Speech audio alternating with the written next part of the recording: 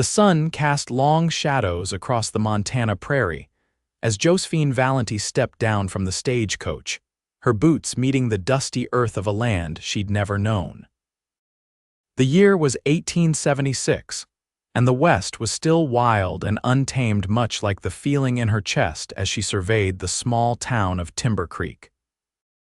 She had traveled over 2,000 miles from Boston after her father's death, with nothing but a letter confirming her inheritance of a modest ranch and the desperate hope of a fresh start. "Miss, your bags," the driver called, dropping her 2 trunks unceremoniously beside her. Josephine tucked a strand of chestnut hair behind her ear as she reached for her belongings. At 22, she had never imagined herself in such a place, a town consisting of little more than a general store, saloon, and scattered buildings that stretched toward the vast emptiness of the frontier. "Timber Creek ain't no place for a lady alone," the driver added, spitting tobacco onto the ground beside her. "Especially not one dressed like that." Josephine glanced down at her traveling dress, now wrinkled and stained from days of arduous travel. "I'll manage just fine, thank you," she replied, lifting her chin with the quiet defiance that had carried her this far. The driver merely shrugged before climbing back onto his seat. "Ranch is 'bout 5 miles north. Follow the creek till you hit the Split Oak. Can't miss it." With a crack of his whip, the stagecoach lurched forward, leaving her in a cloud of dust and uncertainty. The general store owner, a kindly older woman named Mrs. Henderson, took pity on Josephine and offered directions to her inherited property along with a warning. "That place has been empty since your uncle passed. Been 8 months now. Neighbors have looked after the livestock best they could, but—" She hesitated. "Well, frontier living takes grit, Miss Valenti, more than most city folk possess." By late afternoon, Josephine had secured a wagon ride for herself and her belongings from a local farmer headed in the same direction. The man dropped her at the fork in the road, pointing toward a trail that disappeared into a grove of cottonwoods. "That's your way. Not far now." "Godspeed to you, miss." With her trunk stacked at her feet, Josephine watched the wagon disappear. The silence that followed was unlike anything she had experienced, absolute and vast, broken only by the whisper of prairie grass and distant cry of a hawk. The sun was beginning its descent when Josephine spotted the fence line of what must be her property. Her arms ached from dragging the trunk containing her most essential belongings, having been forced to abandon the other along the path. The wooden fence posts stretched into the distance, marking the boundary of her new home. The ranch house stood a quarter-mile away, a simple wooden structure with a sagging porch and weathered walls. It was smaller than she had imagined, nothing like the grand estate her father had described in his tales of his brother's western adventures. Exhaustion suddenly overcame her. 3 days of travel by train, another by stagecoach, and now hours of walking under the relentless sun had depleted her strength. The world began to spin, colors blending together as she stumbled toward the fence line.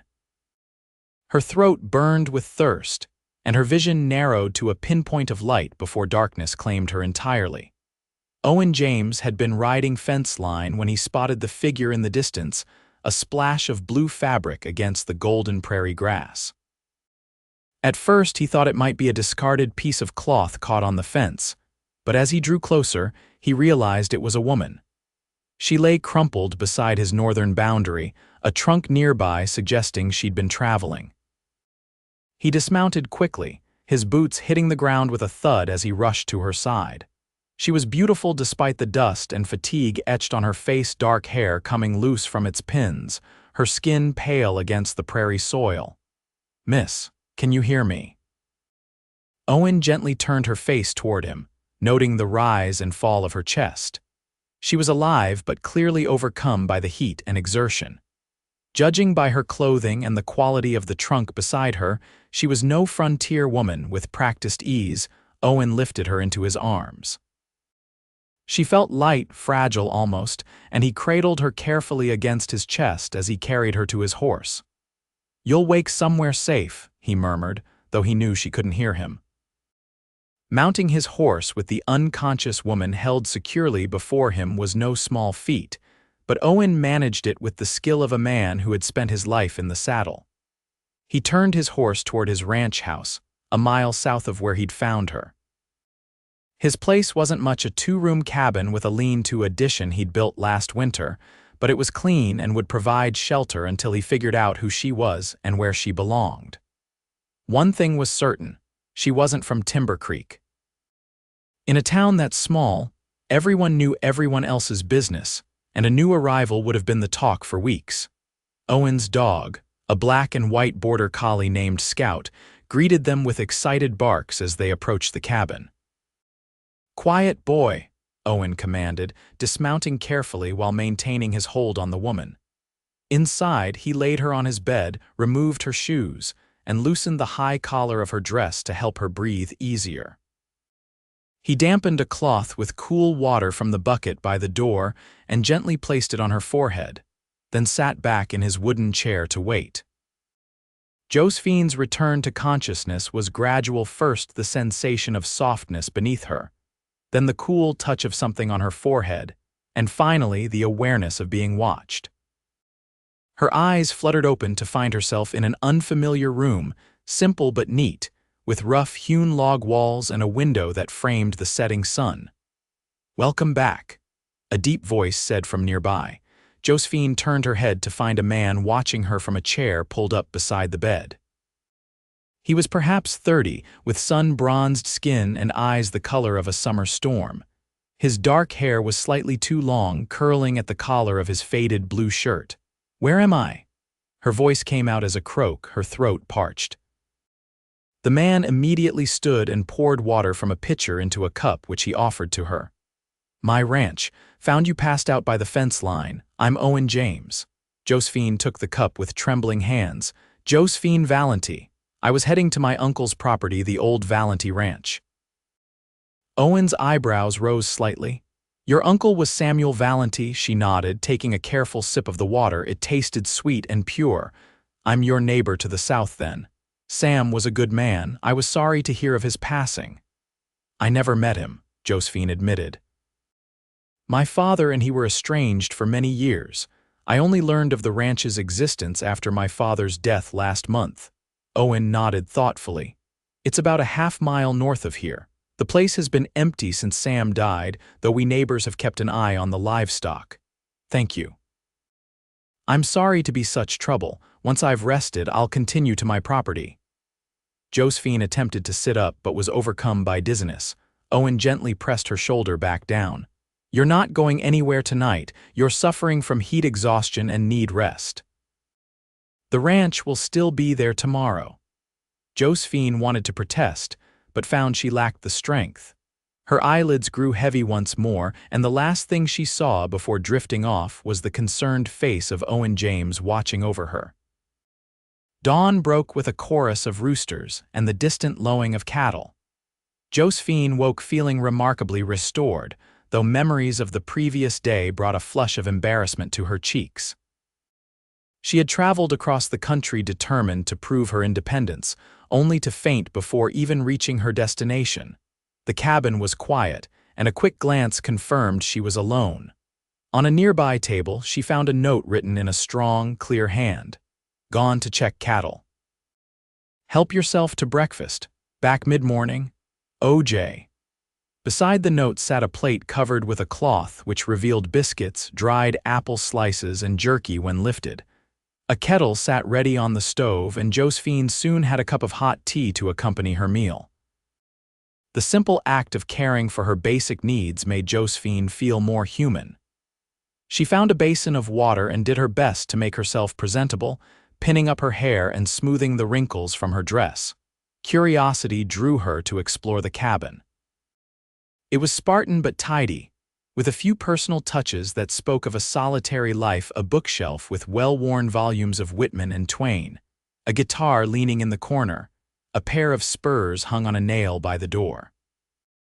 Through the window, she could see a small garden plot, a barn and corrals where several horses grazed. The sound of hoofbeats announced Owen's return. Josephine watched through the window as he dismounted with fluid grace, his movements those of a man perfectly at home in his body and environment. The dog, Scout, danced around him excitedly as he led his horse to the water trough. When Owen entered the cabin, he paused momentarily at the sight of her standing by the window, a cup of tea in her hands. For a moment, neither spoke. "You're looking better," he finally said, hanging his hat on a peg by the door. "Thanks to your kindness," Josephine replied. "I'm afraid I wasn't prepared for the rigors of the journey." Owen crossed to the wash basin and splashed water on his face. Few are their first time out. The West has a way of humbling even the strongest. "I left one of my trunks along the path," Josephine said, suddenly remembering. "I couldn't carry both." "We'll retrieve it," Owen assured her, drying his face on a towel, "and get you to your place today if you're feeling up to it." "I am, thank you. I'm eager to see what my uncle has left me." Something flickered across Owen's face, concern, perhaps. "Miss Valentine, I should warn you, Sam's place. It's been neglected these past months. It'll need work to make it livable again. Please call me Josephine." "And I'm prepared for hard work, Mr. James." "Owen," he corrected with a small smile. "And I hope you are. Ranching isn't easy under the best circumstances, let alone for someone starting fresh." After a simple lunch, Owen hitched his wagon and helped Josephine onto the seat beside him. Scout jumped into the back, and they set off to retrieve her abandoned trunk before continuing to the Valentine ranch. The property revealed itself gradually as they approached a modest house with a sagging porch, a weathered barn, and several outbuildings in various states of disrepair. A small herd of cattle grazed in a distant pasture, and chickens scratched in the yard. Josephine felt her heart sink. The place was in worse condition than she had imagined. The silence between her and Owen grew heavy as they drew closer, both aware of the enormity of the task that awaited her.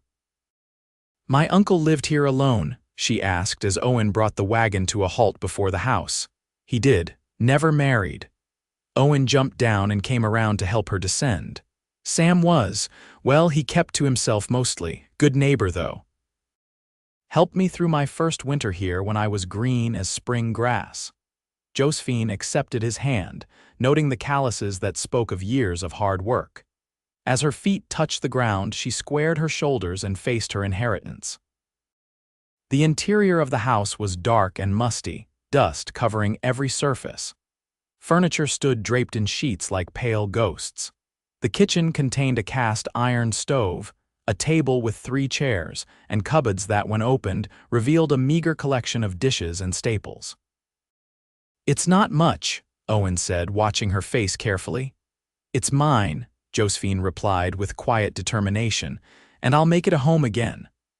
Owen helped her open windows to air out the rooms, cleared spiderwebs from corners, and showed her how to light the stove. By late afternoon, they had cleared enough space for her to establish herself, though comfort was still a distant prospect. "I should be heading back," Owen said as the sun began its descent. "Will you be all right here tonight?" Josephine hesitated. The thought of spending the night alone in this neglected house was daunting, but she had come too far to falter now. "Yes, I'll manage." Owen seemed unconvinced. "I could stay in the barn if you'd feel safer." "That won't be necessary," she insisted, though a part of her wished to accept his offer. "I'm sure I'll be fine once I get a fire going in the stove." "At least take Scout," Owen suggested, nodding toward the dog who had been investigating every corner of the house. "He's a good watchdog and could use a night away from my snoring." This compromise Josephine accepted gratefully. After Owen departed with a promise to return the next day with supplies from town, she found herself alone except for the border collie who watched her with intelligent eyes.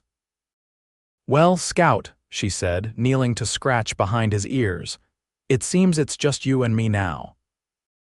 That night, lying in her uncle's bed with Scout curled at her feet, Josephine listened to the unfamiliar sounds of the prairie night, the distant howl of coyotes, the whisper of wind through grass, the creaking of the old house as it settled.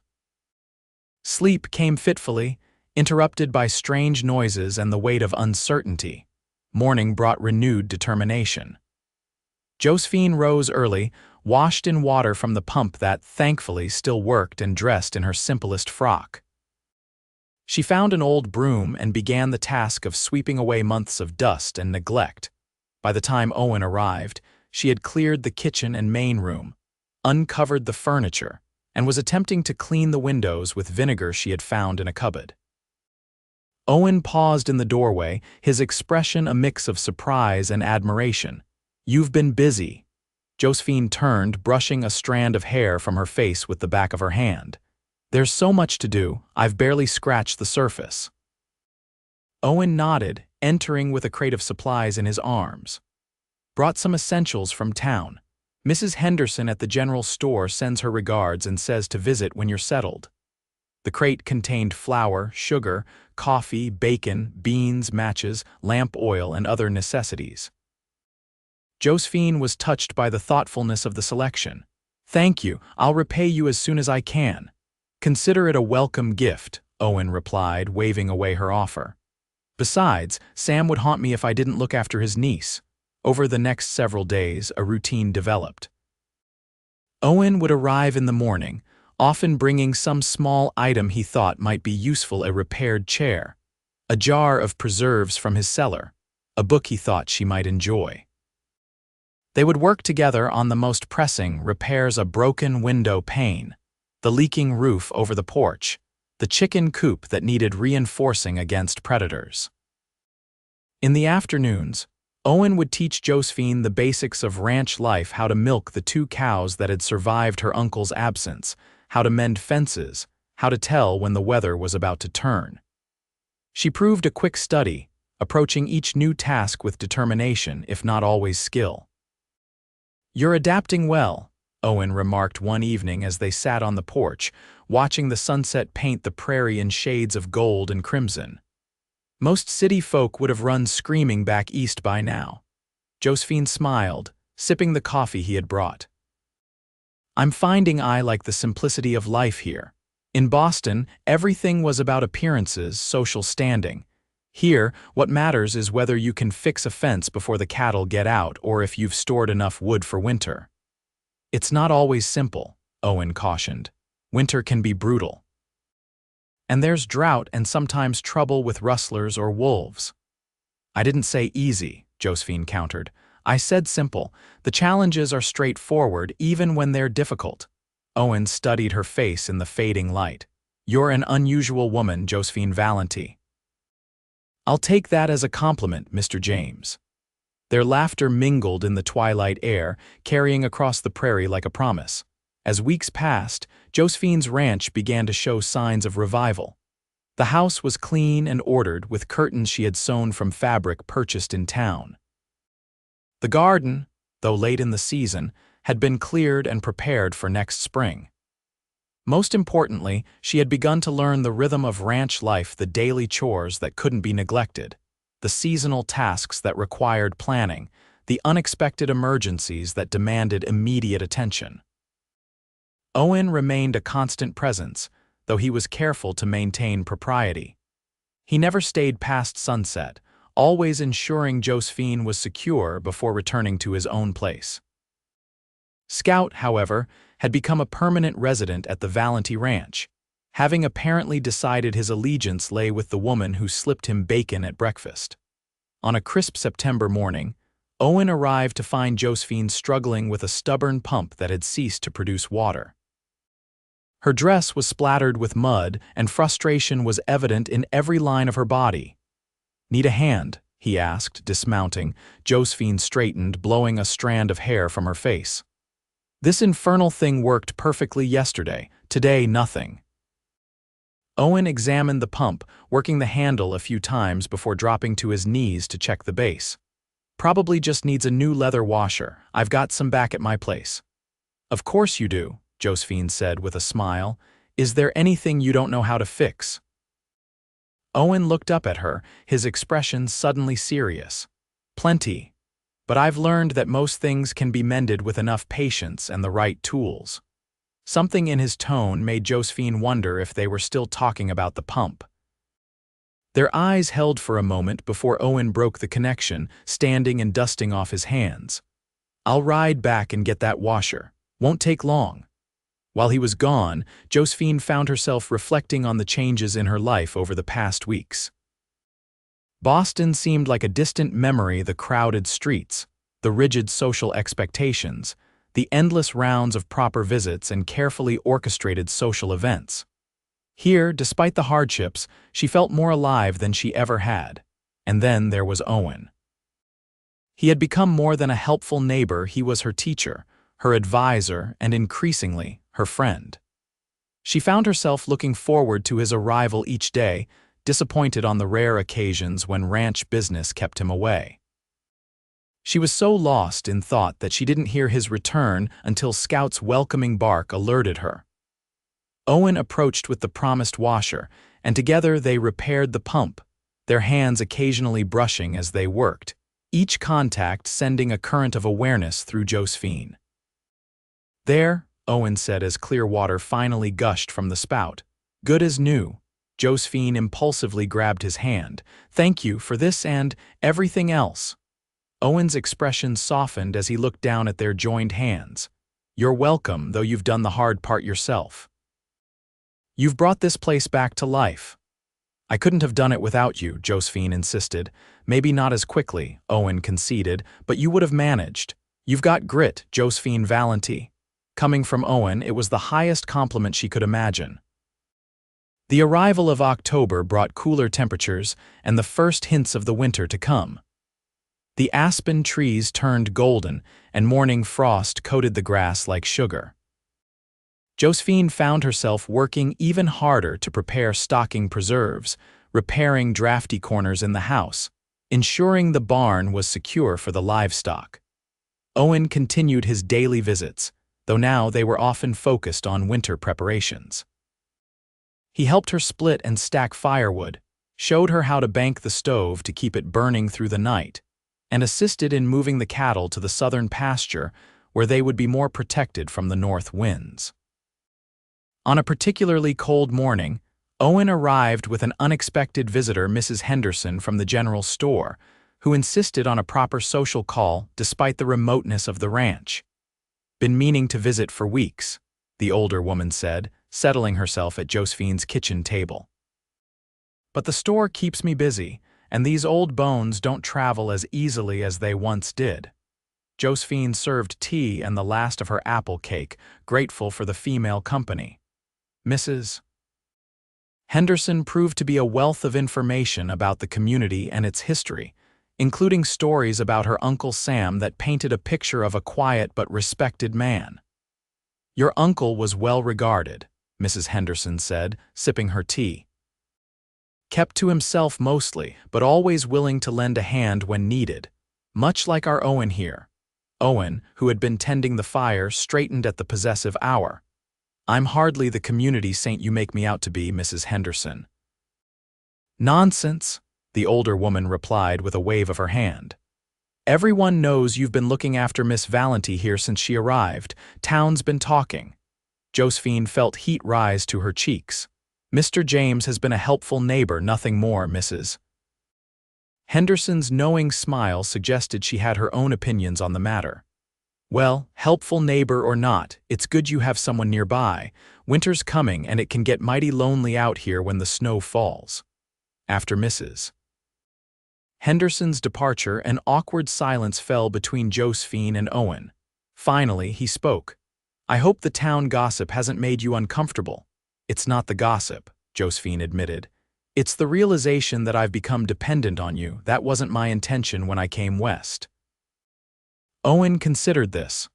"There's a difference between dependence and community, Josephine. Out here, we all rely on each other at times. It's how we survive." "Is that all it is? Survival?" The question escaped before she could reconsider it. Owen's gaze met hers, something unspoken passing between them. "No," he said softly, "not just survival." The moment stretched between them, taut with possibility, before Owen cleared his throat and moved toward the door. "I should go. There's weather coming in from the north." Josephine followed him onto the porch, where the sky had indeed darkened with approaching clouds. "Will it be bad? First real storm of the season, I'd wager. Make sure your livestock is secured and the fire stocked." He hesitated. If you need anything, I know where to find you, she finished with a smile. The storm arrived that night with a fury that took Josephine by surprise. Wind howled around the eaves of the house, rattling windows and sending drafts through every crack. Rain lashed against the walls, occasionally turning to sleet that ticked against the glass like impatient fingers. Josephine huddled near the stove, adding wood to keep the fire burning hot. Scout pressed against her leg, occasionally whining at particularly loud gusts. Despite the fire's warmth, the house grew increasingly cold as the night deepened. A crash from outside sent Josephine to the window. In the brief illumination of lightning, she saw that part of the barn roof had torn loose and was flapping dangerously in the wind. If it tore off completely, the animals would be exposed to the elements. Without hesitation, Josephine donned her heaviest coat and lit a lantern. "Stay, Scout," she commanded as she opened the door and stepped into the maelstrom. The wind nearly knocked her off her feet as she struggled toward the barn. Rain soaked through her coat within seconds, and the lantern provided little light against the darkness. She reached the barn door and pushed inside, relief washing over her at the relative shelter. The cows lowed nervously in their stalls, and her 2 horses stamped anxiously. Above, the loose section of roof banged ominously, allowing rain to pour in and form puddles on the dirt floor. Josephine knew she needed to secure the roof somehow, at least temporarily until the storm passed. She spotted a ladder leaning against the far wall and dragged it to position beneath the damaged section. With the lantern hung on a nearby hook, she began to climb. The ladder wobbled dangerously as she neared the top. Josephine could see now that several boards had come loose from the roof's framework, if she could just nail them back in place. She reached for the hammer and nails she had tucked into her pocket, but as she stretched toward the nearest board, the ladder shifted beneath her. Josephine felt herself falling, a scream tearing from her throat as she plummeted toward the hard, packed earth below. The impact never came. Instead, strong arms caught her, breaking her fall, though the force sent both of them tumbling to the ground. "Are you trying to kill yourself?"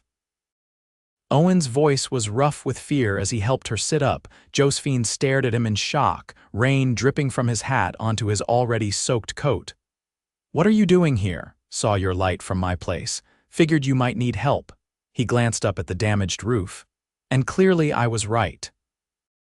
Relief and gratitude washed over her, followed quickly by embarrassment.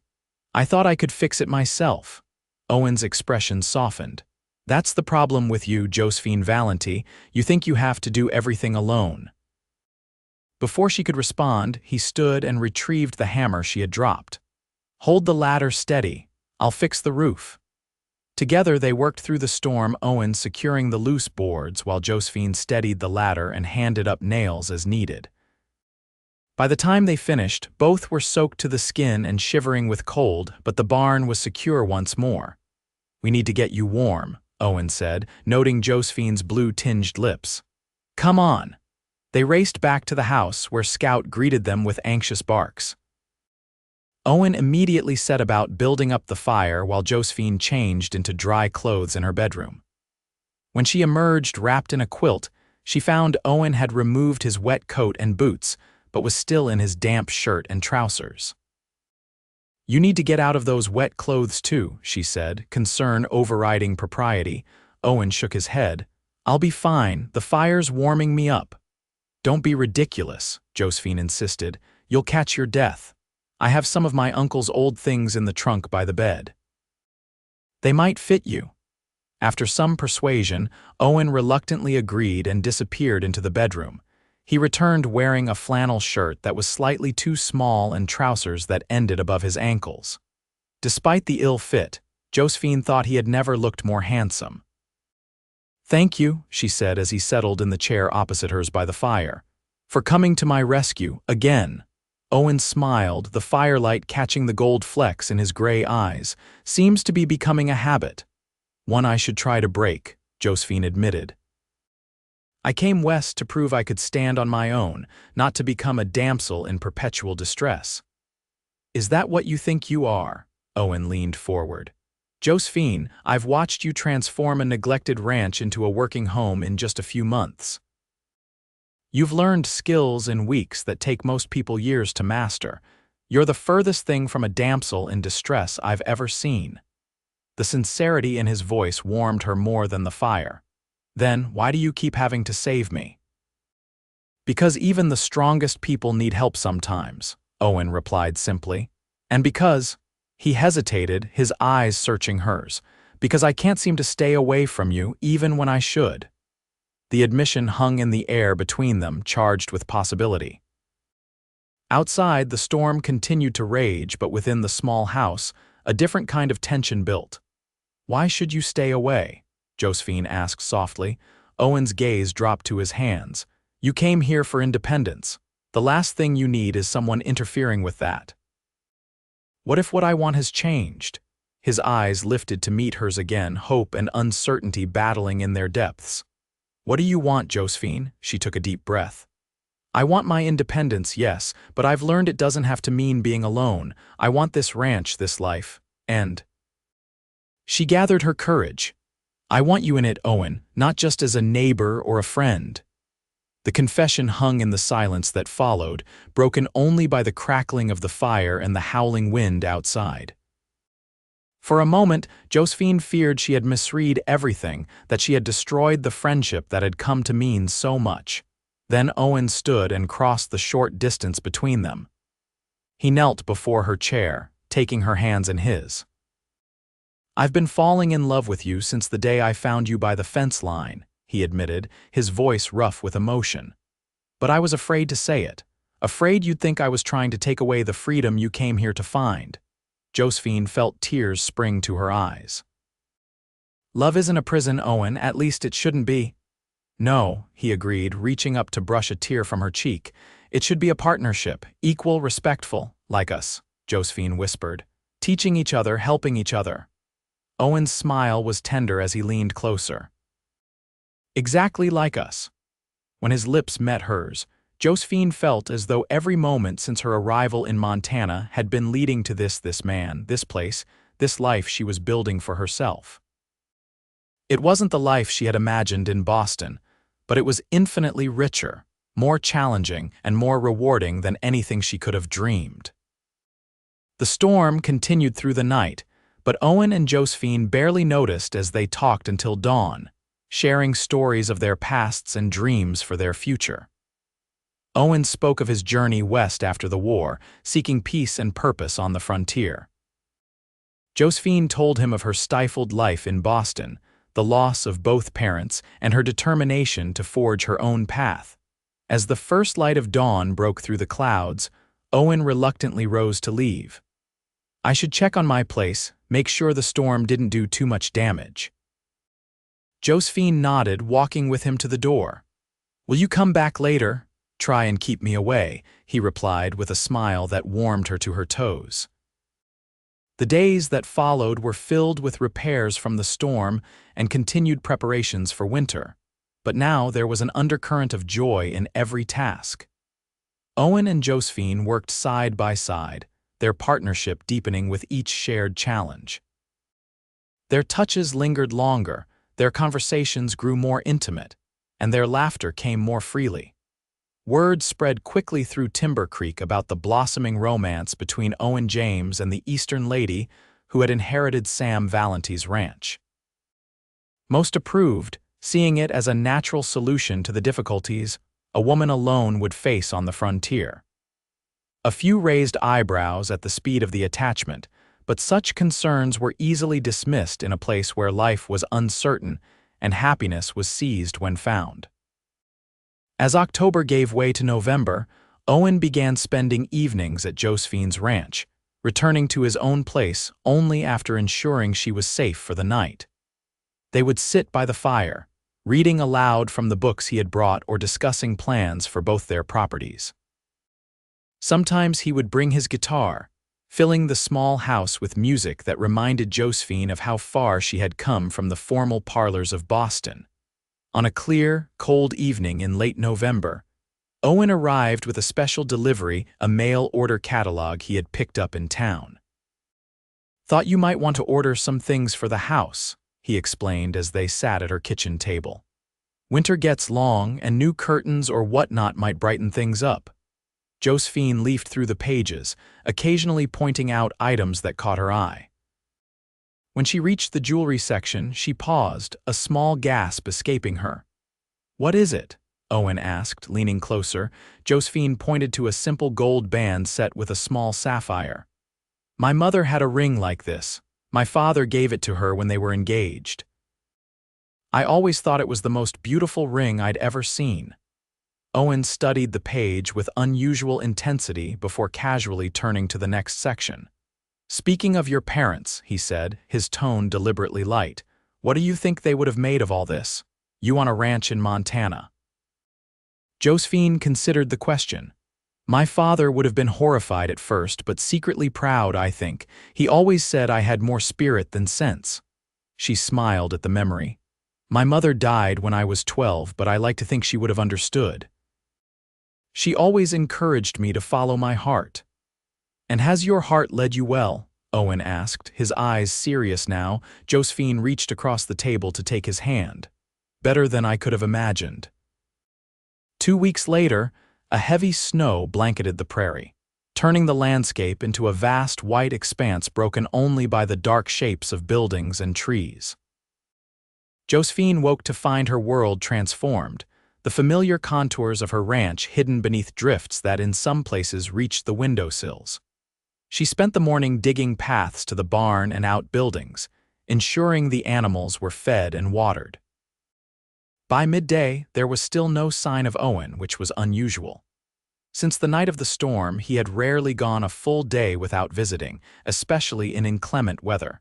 As afternoon wore on with no sign of him, Josephine began to worry. Had he been injured? Was he ill? The snow was deep, and the temperature was dropping as daylight faded. Finally, unable to bear the uncertainty any longer, she bundled herself in her warmest clothes, strapped on the snowshoes Owen had helped her make, and set out toward his ranch with Scout leading the way. The journey, normally a quick ride, became an arduous trek through knee-deep snow. Darkness fell before she was halfway there, forcing her to rely on Scout's keen senses and the faint glow of stars on snow to guide her. Her muscles ached with the unfamiliar motion of the snowshoes, and her breath froze in the air before her face. Just as she began to fear she had lost her way, Scout barked excitedly and bounded ahead. Through the gloom, Josephine could make out the dark shape of Owen's cabin, a faint light glowing in the windows. Relief washed over her, quickly followed by determination. She pushed forward, finally reaching the door and knocking with a gloved hand that trembled from cold and exertion. When the door swung open, Owen stared at her in disbelief. "Josephine, what in God's name are you doing out in this weather?" "You didn't come," she said simply, her teeth chattering. "I was worried." Owen pulled her inside, quickly closing the door against the frigid air. "You crossed 2 miles in the snow because you were worried about me." He helped her remove her snow-covered outer layers, his expression a mix of concern and something that looked remarkably like admiration. "Of course I did," Josephine replied, warming her hands by his fire. "Wouldn't you have done the same for me?" "In a heartbeat," Owen admitted. "But that's different." "Why? Because you're a man and I'm a woman." The challenge in her tone was unmistakable. Owen shook his head, a smile tugging at his lips. "No, because I've spent my life in this country and know how to read the weather. I didn't come today because another storm is moving in. It would have been dangerous to make the trip." As if to emphasize his point, the wind outside suddenly increased, howling around the eaves of the cabin. Josephine realized with a sinking feeling that she had just trapped herself at Owen's ranch for the duration of the coming storm. "Oh," she said in a small voice. "I didn't realize." Owen's expression softened as he saw her discomfort. "It's all right. I'm touched by your concern, truly.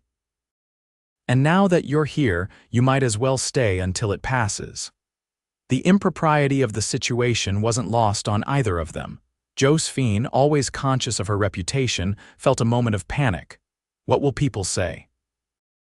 They'll say you made a foolhardy but brave journey to check on your neighbor during a blizzard, Owen replied matter-of-factly. And that your neighbor, being a gentleman, provided shelter until it was safe for you to return home.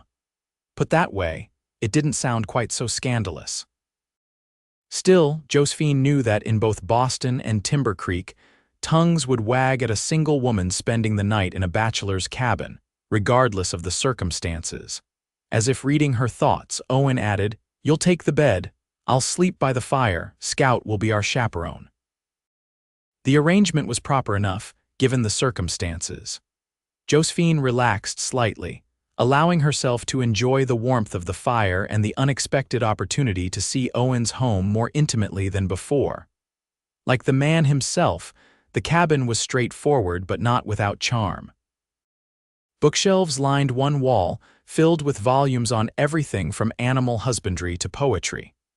A handmade quilt in rich blues and greens covered the bed in the corner. Above the fireplace hung a painting of a mountain landscape, surprisingly delicate in execution. "Did you paint that?" Josephine asked, gesturing toward the artwork. Owen nodded, a hint of embarrassment coloring his features. "Just a hobby, picked it up during a particularly long winter a few years back." "It's beautiful," Josephine said sincerely. "You're full of surprises, Owen James." "As are you, Josephine Valenti." He moved to the stove where a pot simmered. "Hungry, I've got stew." They shared a simple meal at his table, the howling wind outside making the cabin seem all the more cozy and intimate. Afterwards, Owen pulled out a deck of cards and they played rummy until Josephine's eyelids grew heavy. "You should get some rest," Owen said, noticing her fatigue. "Take the bed. I've got plenty of blankets for the floor." Josephine wanted to protest, but found she was too exhausted from her journey through the snow. She accepted his offer and soon found herself lying in Owen's bed, surrounded by his scent pine, leather, and something uniquely him. Despite her fatigue, sleep proved elusive as she listened to the sounds of Owen preparing his makeshift bed by the fire. The situation was strange, improper by any social standard she had known, and yet it felt right somehow, the two of them sheltering together against the storm, caring for each other's welfare. "Owen," she called softly into the darkness. "Yes," his voice came from near the hearth. "Thank you." "For everything." A pause, then. "You're welcome, Josephine. Now get some sleep." Morning brought clear skies and a world transformed by snow. Drifts rose like white waves around the cabin, some reaching nearly to the roof on the windward side. Josephine and Owen spent the day digging out, caring for the animals, and preparing for the journey back to her ranch once a path had been cleared. By late afternoon, Owen declared the route passable. "We should get you home before darkness falls," he said, helping her don her outer layers. "People will be talking enough as it is." Josephine found she cared less about the gossip than she once would have. "Let them talk," she said with unexpected boldness. "We know the truth." Owen studied her face for a moment before nodding. "Still, I'd rather get you home safely." The journey back was easier with a path partially cleared and daylight to guide them. Scout bounded ahead, occasionally disappearing into a snowdrift only to emerge with a joyful bark. Owen walked beside Josephine, steadying her when her snowshoes caught in deeper snow. They were halfway to her ranch when Owen suddenly stopped, turning to face her. "I had a plan, you know," he said, his breath creating clouds in the cold air. "For Christmas, I was going to ask you properly with everything done right." Josephine's heart began to race. "Ask me what?" Instead of answering, Owen reached into his coat pocket and withdrew a small box. "I ordered this the day after you showed me the catalog. It arrived yesterday, that's why I risked going to town despite the weather warnings." With gloved hands that suddenly seemed clumsy, he opened the box to reveal a gold band set with a sapphire that caught the winter sunlight and flashed blue fire. It was identical to the one Josephine had admired in the catalog, the one that reminded her of her mother's ring. "I had a speech prepared," Owen continued, a hint of nervousness in his voice. "About how you came west seeking independence and found it, but also found me. about how I never expected to love anyone the way I love you, about how I want to build a life with you that honors both our dreams. Josephine felt tears freeze on her cheeks as she listened. I was going to wait to do everything properly, Owen said. But after yesterday, seeing you appear at my door having crossed miles of snow because you were worried for me, I realized I don't want to wait another day. He dropped to one knee in the snow, holding up the ring. Josephine Valenti, will you marry me? Not because you need me or I need you, but because together we're better than we could ever be apart. For a moment, all Josephine could hear was the thundering of her own heart. Then, with hands that trembled not from cold but from joy, she removed her gloves and reached for Owen's face, cradling it between her palms. Yes, she whispered, her voice carrying clearly in the still winter air. Yes, I will marry you, Owen James. His smile was brighter than the sun on snow as he rose and slipped the ring onto her finger.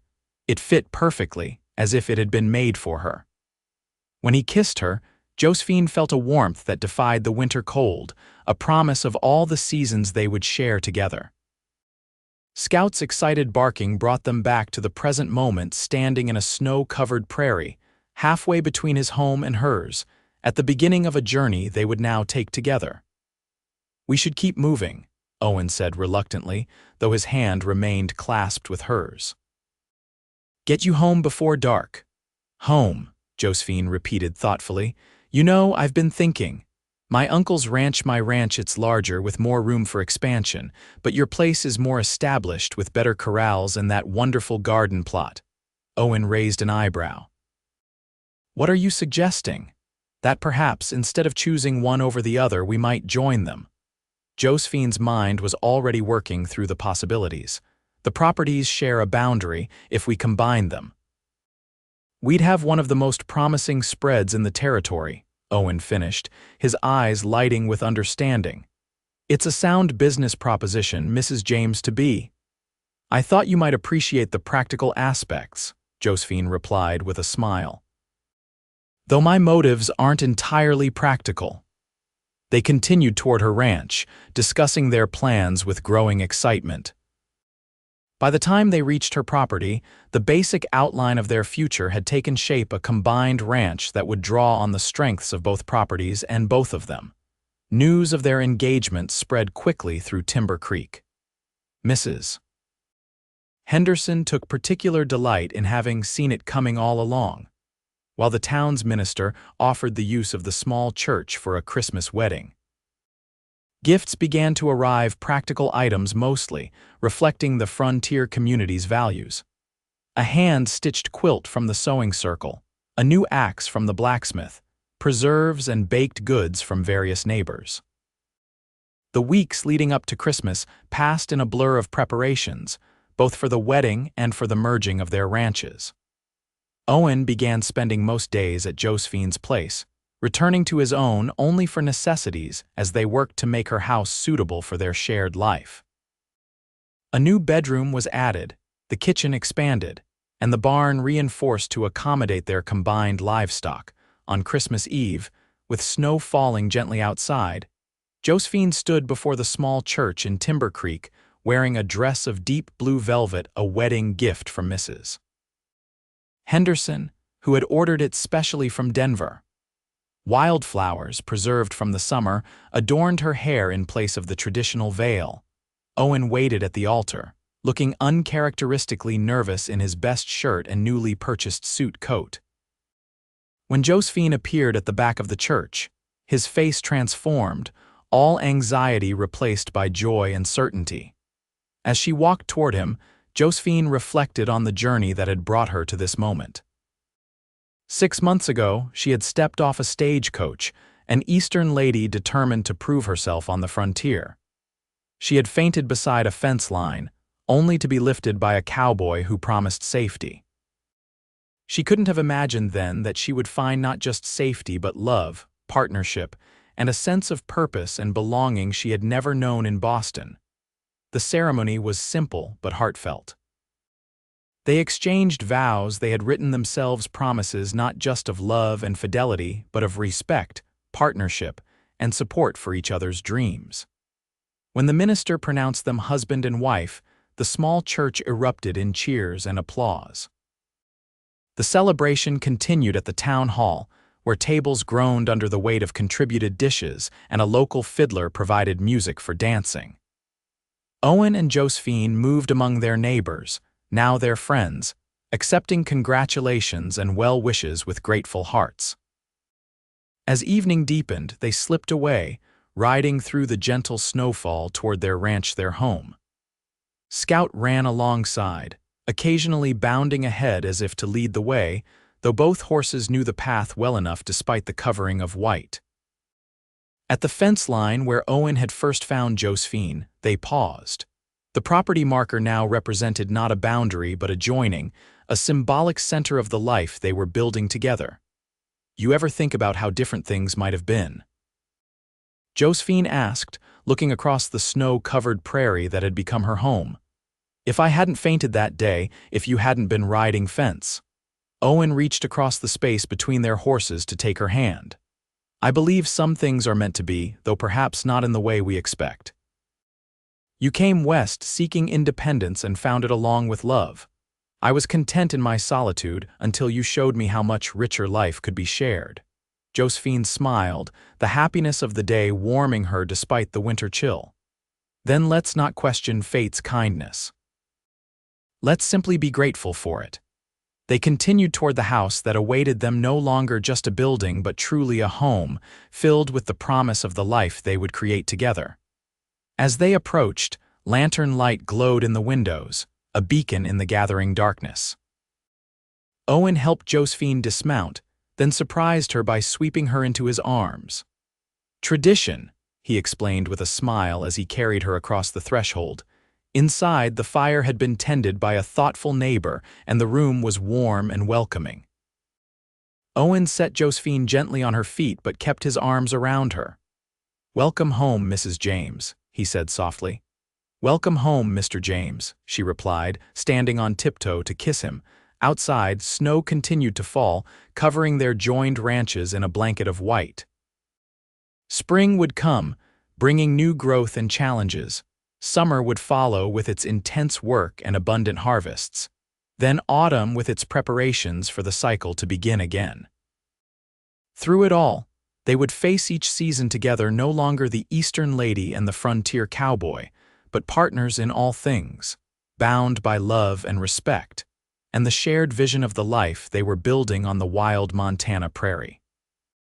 And in the years that followed, when their children asked how their parents met, they would tell the story of a woman who fainted beside a fence line and the cowboy who lifted her with a promise of safety, a promise he had kept in ways neither of them could have imagined on that fateful summer day.